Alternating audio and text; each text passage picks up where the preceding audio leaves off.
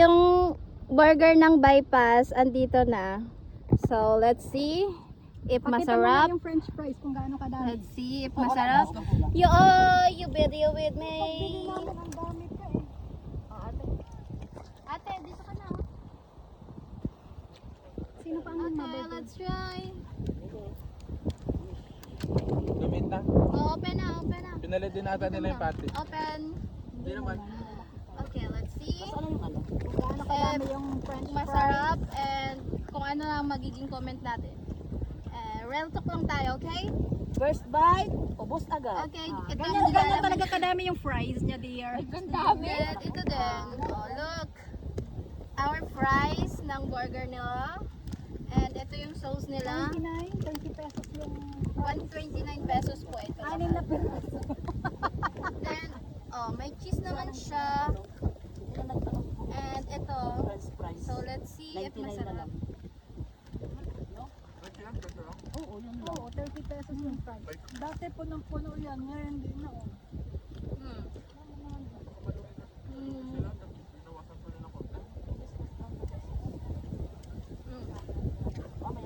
Mamaya mag-comment kayo. Bye. Ano yan? Di bye. Kasampuin yun. Mamaya no? Ay, ka dito. First bite. Halika na, dali na. Bite. Oh, anong lasa? At ang burger.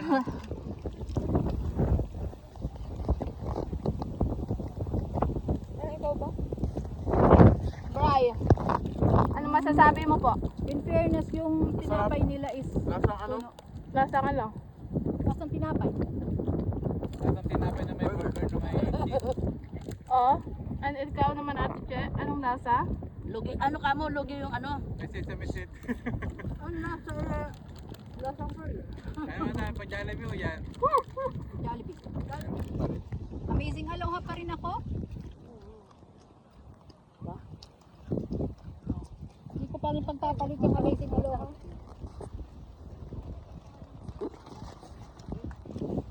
Sarap pa rin ang ano?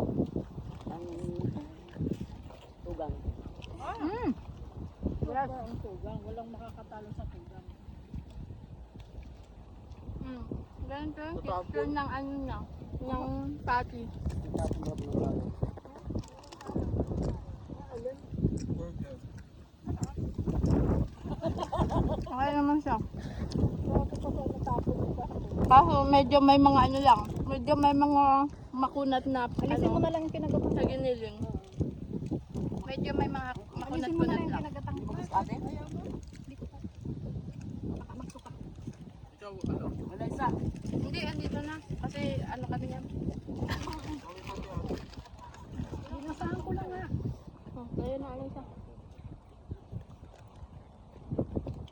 Medyo okay lang naman. Kaso nga lang medyo may kunat-kunat na ano yung patty niya. Doon lang tayo sa totoo.